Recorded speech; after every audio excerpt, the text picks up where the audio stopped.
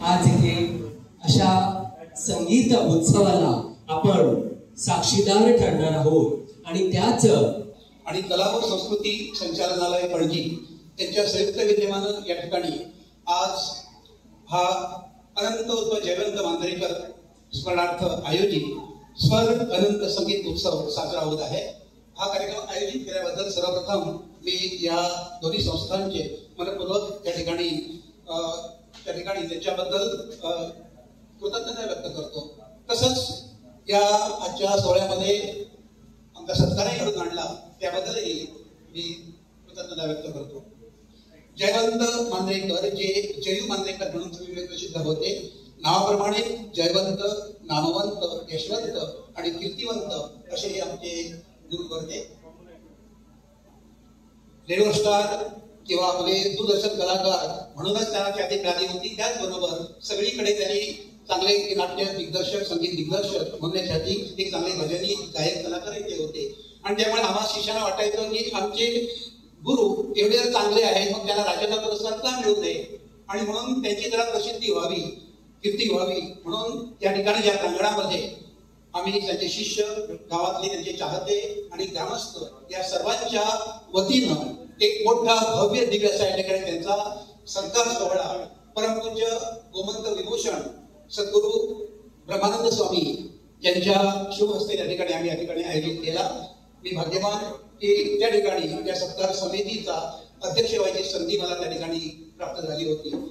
त्यानंतर आमचं तर स्वप्न होतं की त्यांना राज्य पुरस्कार मिळावा, तो त्यानंतर त्यांना राज्य पुरस्कार मिळाला आणि राज्य पुरस्कार मिळाल्यानंतर दूरदर्शनचे कलाकार त्या ठिकाणी त्यांची मुलाखत घ्यायला आले होते आणि ती मुलाखत घेण्याची संधी त्या ठिकाणी मला मिळाली। त्यांच्या घरामध्ये ते आले होते आणि जेव्हा त्यांना बघितलं, अरे ह्यांना राज्य पुरस्कार एकदम साधे भोळे असे बघितल्यानंतर त्यांना खरं वाटेना की राज्य पुरस्कार या माणसाला।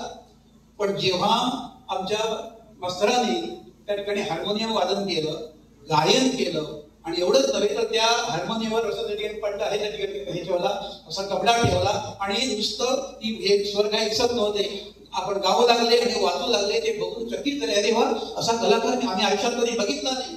तेव्हा त्यांना कळून चुकलं खरोखरच हे राज्य पुरस्कारासाठी योग्य अशी व्यक्ती आहे असं त्यांना कळून चुकलेलं आहे। अशा प्रकारे एक चांगले असे हे त्या ठिकाणी आपल्या संबंध गोमंत गावात नामवंत असे आमचे गुरु होते।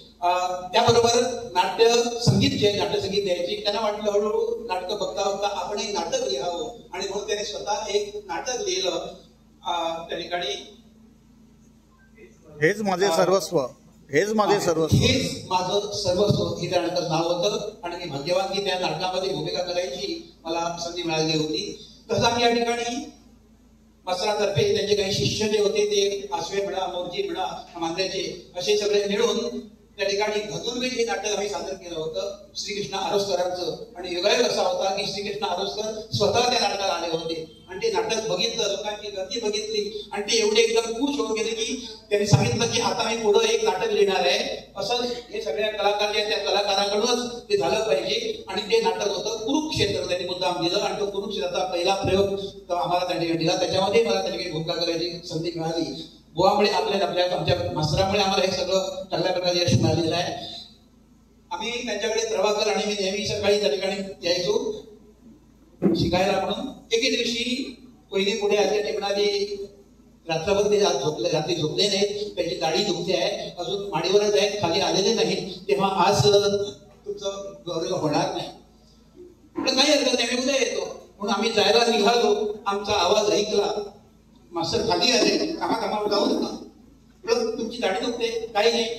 पेटी घेतली, उघडली, आपण स्वतः गायला सुरुवात केलं, आम्हाला शिकवायला जणू काही घडलंच नाही, दाढी माझी काही दाढी लावल्या काही झालं नाही। अशा याच्यामध्ये त्यांनी ते 2 तास आम्हाला त्यांनी तो वर्ग घेतला, शिकवलं। जणू काही मला त्यावेळी आठवण झाली जसं समर्थ रामदास ताप आला होता आणि शिवाजी राजे आले हे बघितल्याबरोबर त्यांनी काय केलं की आपला ताप गोधडीला दिला होता, त्याच्याशी चर्चा करायला मिळाली। तसं त्याने आपला दाढीचा जो त्या ठिकाणी जे काही दुःख होतं ते सगळं दाढीचं दुखणं त्यांनी त्या माडीला दिलं आणि खाली आले होते। अशा प्रकारे म्हणाले की तुम्ही एवढ्या लांबून येता, तुम्हाला परत पाठवणं योग्य वाटत नाही। अशा प्रकारची एक माणुसकी असते आणि नेहमीच केव्हाही तुम्ही त्यांना बघितलं असेल सफेद असा वेश तो कधी त्यांनी सोडला नाही, नेहमीच त्याचा वेश हा सफेद असायचा। मला वाटतं होतं की आता निदान आपल्या मुलाच्या किंवा मुलीच्या लग्नाच्या वेळी तरी बदलतील, पण नाही। कायमचा त्यांनी आपला जो सफेद वेश तो दात ठेवला होता.